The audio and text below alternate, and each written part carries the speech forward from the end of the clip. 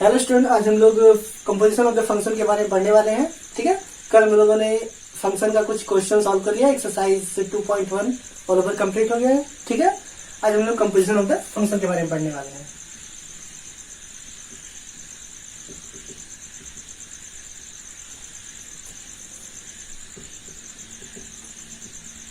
यहाँ पे composition name से क्रिएट है कि ये एक सेट से दूसरे सेट में होगा, दूसरे सेट में तीसरे सेट में होगा। जैसे मान लेते हैं कि लेट, जैसे पहले इसका डिफिनेशन देख लेते हैं, फिर इसको समझते हैं कि क्या होता है। जैसे मान लेते हैं कि कोई real world function let f such that a to b and g जो है वो b से c में कोई फंक्शन है।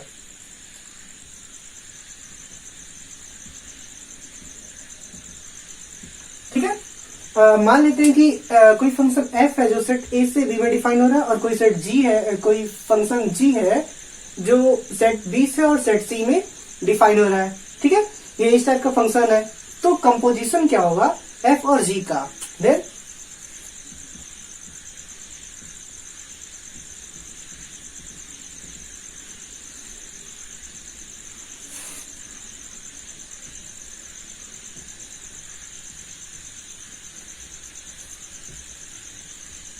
मतलब f और g से कंपोजिशन क्या होगा? Composition of f to g, मतलब f से g का कंपोजिशन क्या होगा?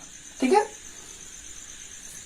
Composition, then the composition of f to g is denoted by, मतलब इसको डिनोट कैसे करते हैं?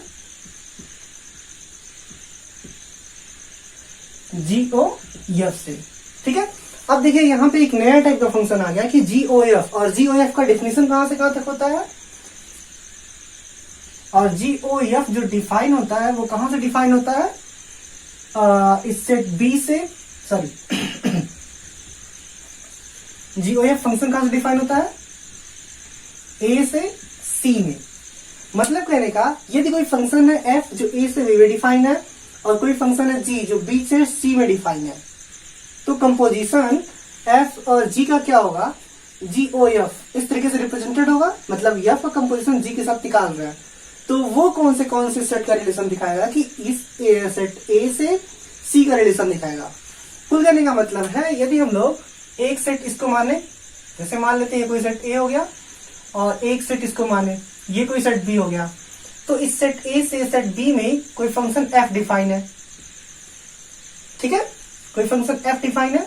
उसी तरीके से B से C में मान लेते हैं कोई सेट C है, तो B से C में कोई फंक्शन g डिफाइन है। तो हम लोग को, यदि हम लोग को कंपोजिशन चाहिए A से C का, मतलब G और F का कंपोजिशन चाहिए, तो इस F से एक रिलेशन होगा GOF जो इन दोनों में रिलेशन रिप्रेजेंट करेगा। ठीक है, ये चीज क्लियर हो गया। जैसे इसका कोई भी एलिमेंट हो, इसका ये फंक्शन होगा। जैसे यहां बताया गया सेट A से B में फंक्शन f है, और B से C में फंक्शन g है। तो अब A से C में जो फंक्शन डिफाइन होता है वही composition of function from A to G कहलाता है। ठीक है, जैसे यहां पे एक एग्जांपल समझ लीजिए। जैसे मान लेते हैं कि f जो है वो A टू B इस तरीके से डिफाइन है कि fx is equal to 3x। ठीक है, और मान लेते हैं कि g ऐसे डिफाइन है, g B से C में डिफाइन है, और ये इस तरीके से डिफाइन है कि gx is equal to 5x। ये क्लियर हो रहा है? तो हम लोग को निकालना है GOF, मतलब फंक्शन का कंपोजिशन क्या होगा। फंक्शन का कंपोजिशन लेने के लिए सबसे पहले यहां पे एक x इवोल्यूट करेंगे। ठीक है, क्योंकि हम लोग को सबसे पहले यहां पे एक x लेना पड़ेगा। अब इसके अकॉर्डिंग इसमें क्या फंक्शन होगा? fx क्या होगा, मतलब इसका इमेज क्या होगा? यहाँ पे देखिए इमेज क्या है? 3x, मतलब इसका इमेज जो है वो 3x है। टोटल कहने का मतलब है कि हम इसको ऐसे भी लिख सकते हैं GF ऑफ x। अब इस f ऑफ x का मतलब क्या है? 3x है, मतलब g ऑफ 3x। अब यहाँ पे देखिए, यहाँ पे x था, अब इसी x की प्लेस पे यहाँ पे 3x है। ठीक है, अब यहाँ पे x है जो, अब इसके प्लेस पे कितना पुट करना पड़ेगा? 3x। जैसे हमको इस तरीके से इसको सॉल्व होगा। अब देखिए यहाँ पे ये वाला जो है ये पार्ट, ये तो बी का एलिमेंट हो गया। अब बी से जी में इसको 5 टाइम्स मतलब 5 ऑफ एक्स इंक्रीज कर रहा है, तो 5 इंटू 3x हो गया। ठीक है, ये एक टर्म बन गया, मतलब ये यक्स को रिप्रेजेंट कर रहा है। ठीक, तो उस तरीके से यहाँ पे कितना हो गया 15x, मतलब इसका यहाँ पे जी के अकॉर्डिंग क्या इमेज आएगा 15x। ठीक है, इस तरीके से एक और एग्जांपल ले लेते हैं।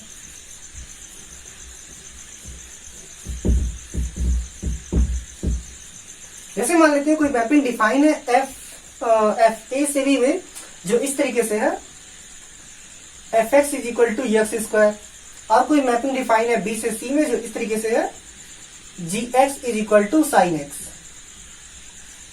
ठीक है, हमको निकालना है जी ओ एफ। ठीक, सबसे पहले यहां पे एक एक्स पुट करेंगे, फिर ये मैपिंग किसमें कन्वर्ट हो जाएगा जी एफ ऑफ एक्स। अब आप लोग एफ ऑफ एक्स का वैल्यू बताइए, एक्स स्क्वायर है, तो यहां पे देखिए यहां पे एफ एक्स है। अब एफ एक्स का मतलब क्या है एक्स स्क्वायर है, तो हम लोग यहाँ पे कितना पुट करेंगे जी ऑफ एक्स स्क्वायर हो गया। ठीक है, अब यहाँ पे देखिए जी ऑफ एक्स स्क्वायर है। अब जब यहाँ पे जी के एक्स है और यहाँ पे साइन एक्स आया हुआ है, तो हम यहाँ पे क्या पुट करेंगे, मतलब हमको जी ऑफ एक्स का साइन एक्स वैल्यू मिल रहा है, मतलब इसका मैपिंग इस तरीके डिफाइन है कि जी एक्स का साइन एक्स मिल रहा है। हम एक्स के प्लेस पे क्या पुट करेंगे एक्स स्क्वायर, तो डायरेक्टली हमारे पास हो गया साइन एक्स स्क्वायर। ठीक है, यहाँ पे ध्यान रखिएगा कि ये एक्स पे स्क्वायर है, न कि टोटल, न कि साइन पे स्क्वायर है। ठीक है, अब यही मान लीजिए यदि हम लोग को कह दिया जाए कि हम लोग को निकालना है जी का कंपोजिशन एफ के रिस्पेक्ट में। ठीक है, तो यहाँ पे क्या होगा एफ ओ जी। देखिए यदि हम लोग को जी का कंपोजिशन एफ के रिस्पेक्ट में निकालना है, तो यहाँ पे क्या होगा एफ ओ जी। यदि एफ पर निकालना है जी के रिस्पेक्ट में तो जी ओ एफ। ठीक है, यहां से हम लोग एक्स पुट करते हैं, फिर देखते हैं क्या आता है। यहां से आप लोग देख सकते हैं कि यहां से आया जी एफ जी ऑफ एक्स। अब जी एक्स का मतलब क्या है साइन एक्स। यहां पे देखिए F X is equal to X square है, यदि एक्स के प्लेस पे हम लोग साइन एक्स पुट करते तो साइन एक्स का स्क्वायर आ जाएगा, साइन एक्स का मतलब होल स्क्वायर आ जाएगा। ठीक है, तो यहाँ पे ए पुट कर दे, मान लेते हैं एफ के जगह पे ए पुट करें तो यहाँ पे ए स्क्वायर आ जाएगा, जो भी पुट करेंगे उसका स्क्वायर आ जाएगा। तो यहाँ पे क्या आ जाएगा साइन का टोटल मतलब साइन एक्स का होल स्क्वायर। ठीक है, इसको हम ये भी लिख सकते हैं साइन स्क्वायर एक्स। ठीक, यहां तक ये चीज क्लियर हो गया होगा। और एक पॉइंट आप लोग को मिला होगा, एक कंडीशन में ये होता है कि जी ओ एफ जो है वो एफ ओ जी के इक्वल नहीं होता। यहां से एक पॉइंट मिला है, नोट कर लीजिए, g o f is not equal to f O g. ठीक है, कुछ ऐसे कंडीशन आते हैं जिनमें ये इक्वल होता है, लेकिन मैक्सिमम कंडीशन में ये इक्वल नहीं होता है। और कुछ वो कंडीशन कैसे हैं, यदि ये दोनों आइडेंटिटी मैपिंग हो, यदि वो का वही मिल जाए, जैसे एफ एक्स का मैपिंग यहाँ पे एक्स मिल जाए और यहाँ पे जी एक्स का वैल्यू भी एक्स ही मिल जाए, तो कोई चेंजिंग नहीं होता है। जैसे ये चीज क्लियर हो गया, जैसे उसको भी देख लीजिए। जैसे मान लेते हैं कि मैपिंग है एफ एक्स जो है वो एक्स स्क्वायर फॉर्म में कन्वर्ट हो रहा है।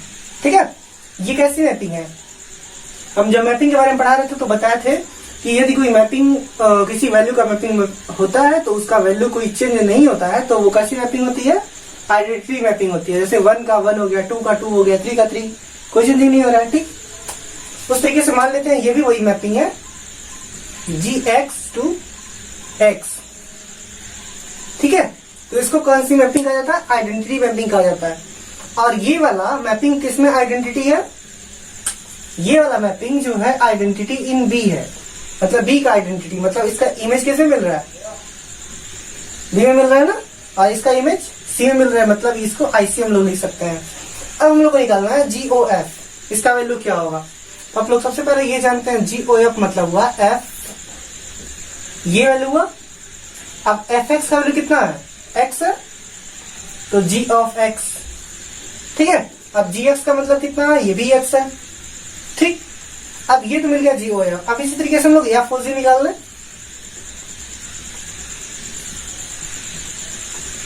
यहां से देखिए जी एक्स का वैल्यू कितना है एक्स है, तो एफ ऑफ एक्स हो गया। अब एफ एक्स का वैल्यू अगेन एक्स है। अब आप लोग को देखने को मिल रहा होगा कि यहाँ पे जी ओ एफ वाला कंडीशन जो एक्स इसका मैपिंग आया हुआ है और एफ ओ जी का एक्स ये भी आया हुआ है। कहने का मतलब है यहां पे नोट कर लीजिए, इफ एफ और जी दोनों आइडेंटिटी मैपिंग हो, if f and g are identity mapping,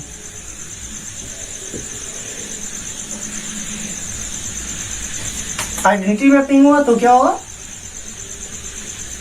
ji o f is equal to f ओ जी।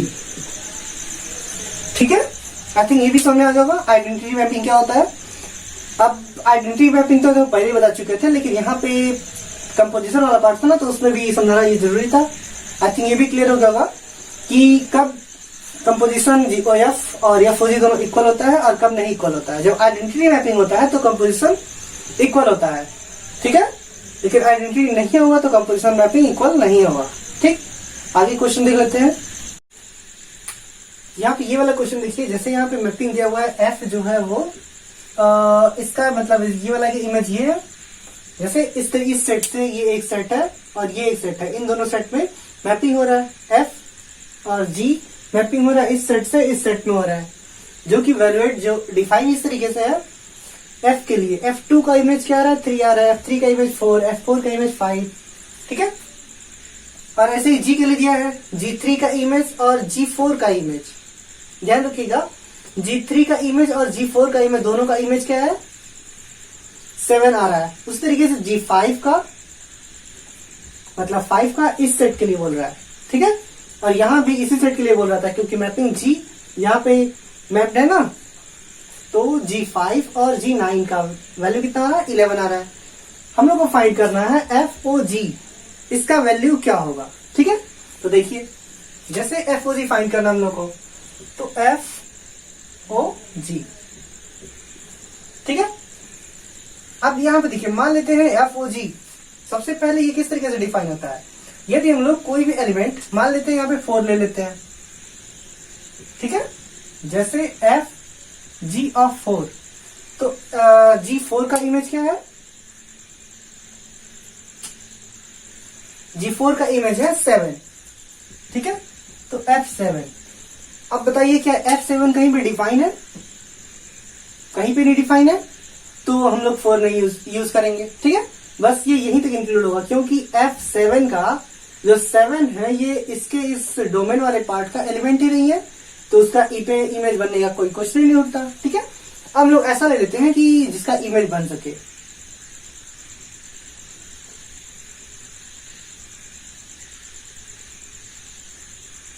अब यहां पे बताइए कि क्या कहीं ऐसा पॉसिबल हो सकता है कि इसका इमेज बन जाएगा, ठीक।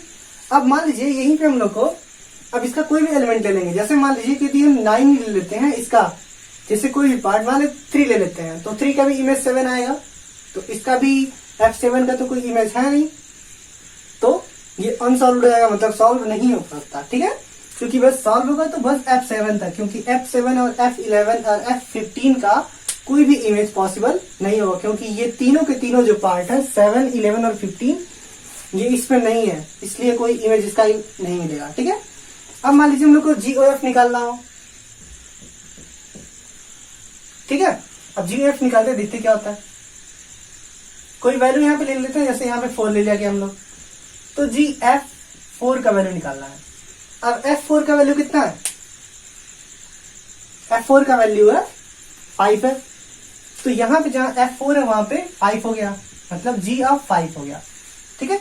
ये चीज समझ में आ रहा, हम लोग 4 एक वैल्यू लिए हुए हैं, कोई भी इस सेट का कोई एलिमेंट F4 ले लिया गया। अब F4 का एक इमेज मिल रहा है हम लोग के पास 5 है, यहाँ पे गिवन है F4 का इमेज क्या है 5 है। तो अब देखते हैं G5 का क्या इमेज है, ठीक।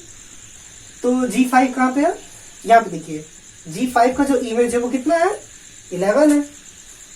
अब ये मैपिंग हो गया कौन से सेट के कौन से सेट में, ये वाले सेट से मैपिंग ये वाले सेट में हो गई।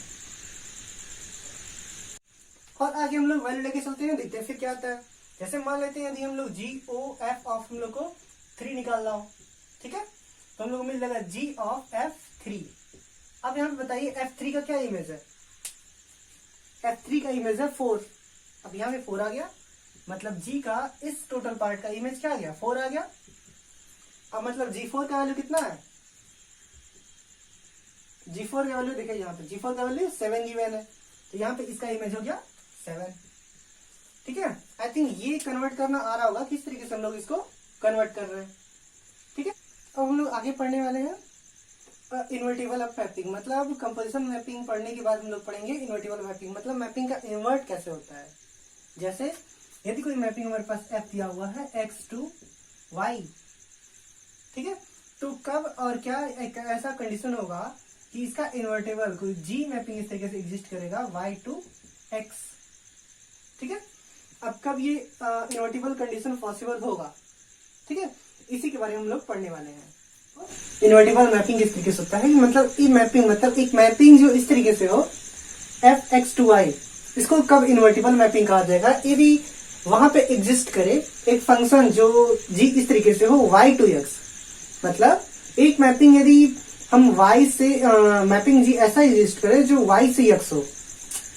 यदि कोई मैपिंग F जो है यहाँ पे मान लेते X है, ये Y है, F मैपिंग यदि इधर से इधर एग्जिस्ट करे तो कोई ऐसा मैपिंग हम लोग को चाहिए G जो इस सेट Y से इस X में एग्जिस्ट करे। ऐसा होना चाहिए कि function of G O F, मतलब इसका कंपोजिशन मैपिंग आइडेंटिटी X में मिले, अगेन X में मिले, और F O G जो है आइडेंटिटी इन Y में मिले, सेट Y में मिले। मतलब जो इस तरीके का मैपिंग होगा ये दोनों का आइडेंटिटी एग्जिस्ट करेगा। जैसे G O F निकाले तो I X निकले, आइडेंटिटी इन X, और F O G निकाले तो आइडेंटिटी इन Y मिले। तो यहाँ पे हम लोग G को क्या कहेंगे? इनवर्स ऑफ F, मतलब G जो होगा वो F का इनवर्स होगा, और इसको डिनोट कैसे करेंगे? F inverse. मतलब हम लोग कह सकते हैं G is equal to F inverse, और यही जो F इनवर्स होगा यही बताएगा कि ये इस F का इनवर्स है, मतलब F जो है इन्वर्टिबल कंडीशन, इन्वर्टिबल है। हम ये भी कह सकते हैं यदि G O F आइडेंटिटी हो या फिर एंड F O G भी ये भी आइडेंटिटी हो, तो ये मैपिंग जो होता है वो इन्वर्टिबल होता है। ठीक है, जैसे यहाँ पे एक एग्जांपल देख लीजिए, तो इसका एग्जांपल मान लेते हैं। जैसे हम लोग मान लेते हैं कोई मैपिंग F है जो X से Y में डिफाइन हो रहा है, ठीक है, जो इस तरीके से डिफाइन हो रहा है कि Fx is equal to 4x, ठीक, और 4x मतलब इस x का y में इमेज बन रहा है, मतलब इस सेट x का सेट y में इमेज बन रहा है। ठीक है, यदि इसमें x है तो यहाँ पे मैपिंग होगी, क्या हो जा रहा है? 4x हो जा रहा है। हम इसको मान लेते हैं कि y होगा ये। ठीक है, अब यहाँ पे y किसका एलिमेंट है? यदि हम मान लें कि y is element of capital of y, जो कि इक्वल टू है इसके, मतलब 4x जो है वो y के इक्वल है, तो x इज इक्वल टू क्या हो जाएगा? y/4। अब ये बताइए कि ये y/4 किसका एलिमेंट होगा?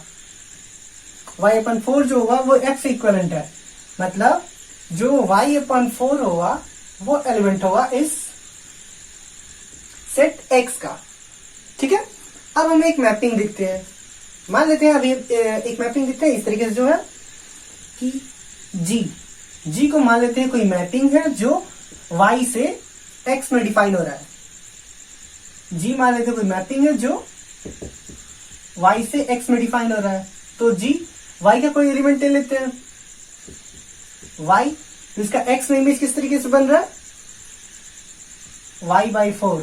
ये क्लियर हो रहा है कैसे हम लोग लिखे हुए हैं ये चीज? यदि हम लोग y का एलिमेंट y लेते हैं तो उसका इमेज क्या बन रहा है? y/4 लेते हैं। अब हम लोग इन्वर्टिबल कंडीशन में क्या पढ़े हैं? यदि उसका G O F identity in x मिले और F O G identity in y मिले, ठीक है, तो वो फंक्शन जो होगा वो इन्वर्टिबल होगा। अब हम लोग को ये दोनों चीज निकालना पड़ेगा, देखते हैं क्या मिलता है। ये x जो है वो x में आइडेंटिटी है और y जो है ये y में आइडेंटिटी है।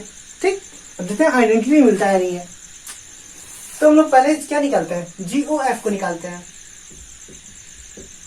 यहाँ पे x को एलिमेंट ले लेते हैं क्योंकि G O F निकालना है, लास्ट में f है तो इसलिए हम लोग को x यूज करना पड़ेगा। तो यहाँ पे हम लोग के पास मिल गया G of F(x). अब Fx का वैल्यू बताइए कितना है? एफ एक्स का वैल्यू, एफ एक्स इस तरीके से डिफाइन है कि एफ एक्स जो है वो 4x में कन्वर्ट हो जा रहा है, F x ji of 4x में कन्वर्ट हो जा रहा है। अब देखिए जी ऑफ 4x, 4x मतलब यहाँ पे y हुआ, तो y किस में कन्वर्ट हो रहा है, y बाई 4, मतलब ये टोटल तो y एज सपोजेज हुआ, तो यहाँ पे मिल गया 4x अपॉन 4। ये क्लियर हो रहा है? ठीक, यहां से कितना मिला, कट हुआ x मिला, तो हम लोग के पास मिल गया जी ओ एफ ऑफ x, तो इसका वैल्यू x मिल गया। अब देखते हैं एफ ओ जी क्या मिलता है, F O ji of y, ठीक है, तो इसका मतलब हो गया एफ ऑफ जी वाई। अब ये बताइए एफ ऑफ जी वाई का मतलब क्या है, जी वाई का मतलब क्या है, y by 4, F of y by 4। अब यहां पे सोच के बताइए कि एफ ऑफ y बाई 4 का इमेज क्या मिलेगा, y बाई 4, मतलब f जो है वो एफ एक्स जो है वो 4x फॉर्म में डिफाइन था, तो f y बाई 4 किसके फॉर्म में डिफाइन होगा। देखिए अब x के प्लेस हम लोग को y बाई 4 लिखना है, तो 4 इंटू वाई बाई 4, इसको इक्वेट करेंगे तो हम लोग को y मिलेगा। अब यहाँ पे देख सकते हैं x जो है, x का ये देखिए आइडेंटिटी मैपिंग दिख रहा होगा हम लोग को, यदि हम लोग यहाँ पे y लेते हैं तो y इमेज आता है एफ ओ जी के अकॉर्डिंग, यदि हम लोग यहाँ पे x लेते हैं तो इमेज x आता है, मतलब ये जो है आइडेंटिटी सॉरी इन्वर्टिबल मैपिंग है, ठीक है, क्योंकि यहां से मैपिंग करने पर भी आइडेंटिटी आता है और ये मैपिंग करने पर भी आइडेंटिटी आता है। हम लोग को यहां से ये चीज मिल रहा है कि g o f O ji of y का वैल्यू भी वाई मिल रहा है, तो ये क्या मिला हम लोग को, आई वाई, और ये क्या है आई एक्स। सोना है यहाँ पे जी ओ एक्स का मतलब आई एक्स मिल गया और एफ ओ जी का मतलब आई वाई मिल गया, identity in x identity in y मिल गया। ठीक, अब हम लोग क्या कर सकते हैं, जो एफ मैपिंग होगा वो कैसा होगा, इन्वर्टिबल होगा। इन्वर्टिबल क्यों होगा, क्योंकि यहाँ पे एक मैपिंग जी एग्जिस्ट कर रहा है जो इसके रेंज वाले सेट से डोमेन वाले सेट में एक मैपिंग दिखा रहा है, और जो एग्जिस्ट भी कर रहा है और आइडेंटिटी भी दिखा रहा है उसका कंपोजिशन, ठीक है। तो यहां से लिख सकते हैं hence f is invertible and, तो इन्वर्टिबल ऑफ एफ का होगा मतलब एफ का इनवर्स क्या होगा, मतलब f inverse is equal to ji.